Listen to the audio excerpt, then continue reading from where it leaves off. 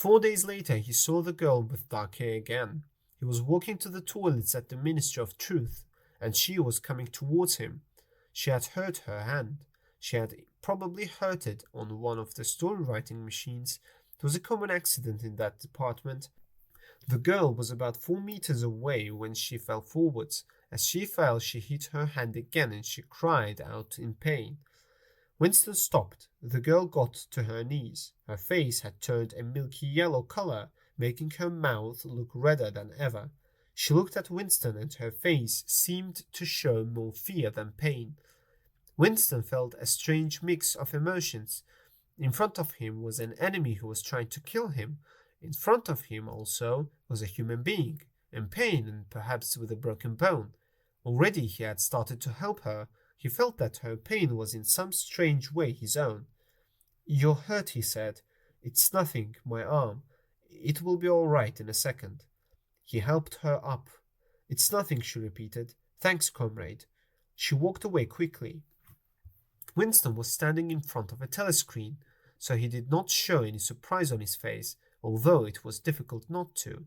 As he had helped her up, she had put something in his hand.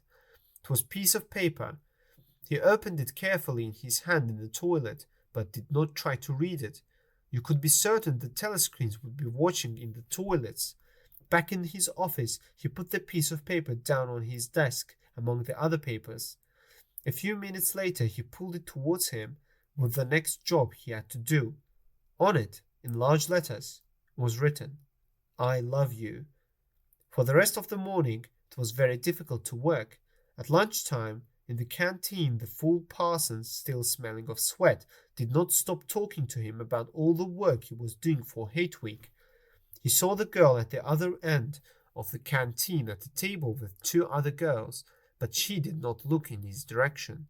In the afternoon, he looked at the words, "I love you" again, and life seemed better. He believed her. He did not think she was in the thought police, not now. He wanted to see her again. How? How could he arrange a meeting? It was a week before he saw her again in the canteen. He sat at her table and at that moment saw Ampleforth, the dreamy man with hairy ears who rewrote poems. Ampleforth was walking around with his lunch, looking for a place to sit down. He would certainly sit with Winston if he saw him. Winston had about a minute to arrange something with the girl. He started to eat with watery soup they had been given for lunch. "What time do you leave work?" he said to the girl. 18:30. "Where can we meet?" "Victory Square, near the picture of Big Brother." "It's full of telescreens." "It doesn't matter if there's a crowd, but don't come near me until you see me among a lot of people, and don't look at me. Just follow me." "What time?" 19 hours. "All right."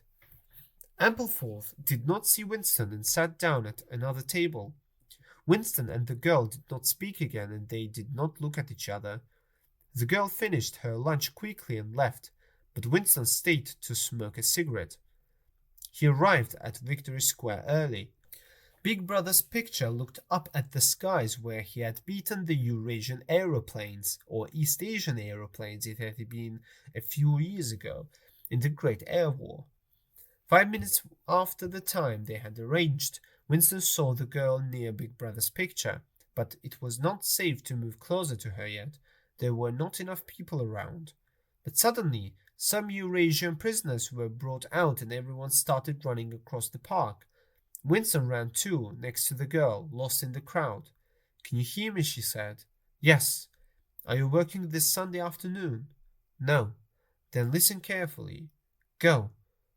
Like a general in the army, she told him exactly where to go. A half-hour railway journey. Turn left outside the station, 2 kilometers along the road, a gate, a path across a field. She seemed to have a map inside her head. "Can you remember all that?" she said finally. "Yes." "What time?" "About 15 hours. You may have to wait. I'll get there by another way." She moved away from him, but at the last moment, while the crowd was still around them, her hand touched his, though they did not dare look at each other.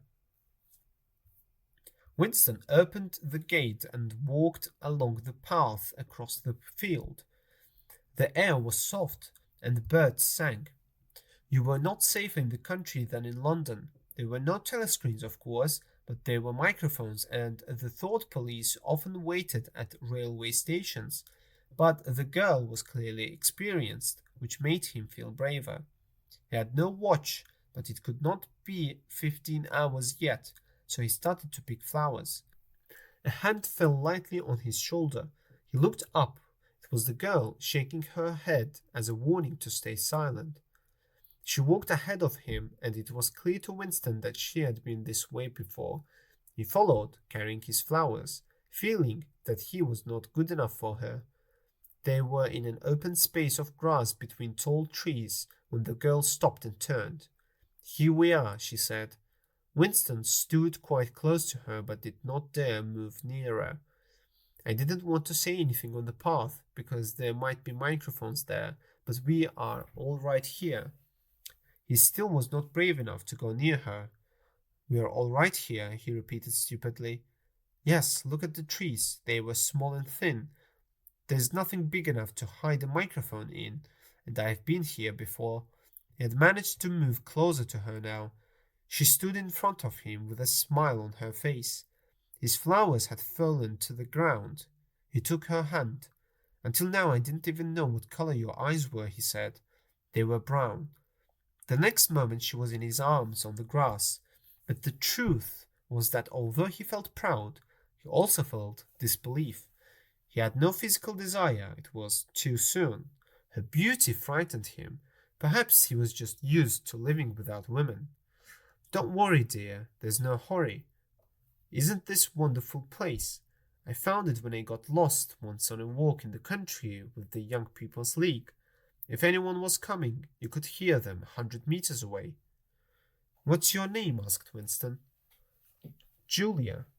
"I know yours. It's Winston, Winston Smith. Tell me, dear, what do you think of me before I gave you the note?" "I hated the sight of you," he said.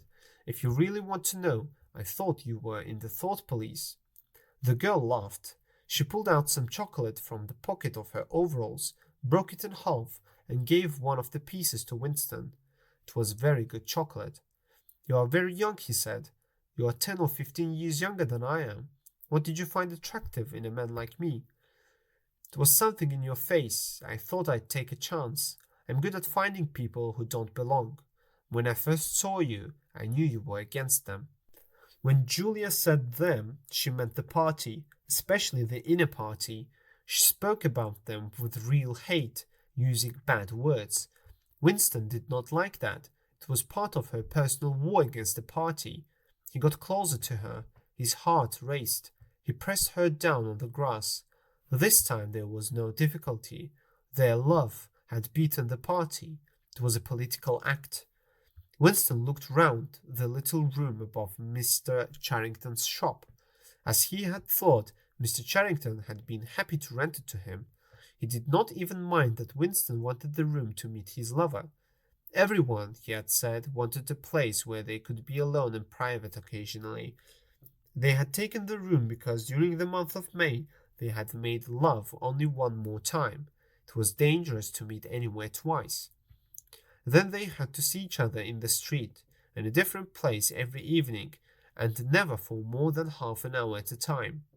The idea of having their own hiding place near home had been exciting for both of them. They were fools, Winston thought again. It was impossible to come here for more than a few weeks without being caught, but he needed her, and he felt he deserved her. At that moment he heard her on the stairs outside, and then she ran into the room. She was carrying a bag. She went down on her knees, took packets of food from the bag, and put them on the floor. She had real sugar, real bread, real jam. All the good food that nobody had seen for years.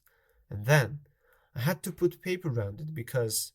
But she did not have to tell him why she had paper round it. The smell was already filling the room. "It's coffee," he said softly. "Real coffee. It's inner party coffee. There's a whole kilo here," she said. "How did you get it?" There's nothing those inner party pigs don't have, but of course, waiters and servants steal things. And look, I got a little packet of tea as well. Winston opened the packet. It's real tea, not fruit leaves. Yes, she said. He took her in his arms. After they made love, they fall asleep. When Winston got out of bed, it was dark. The room was a world, a past world, and they were the last two people from it who were still living.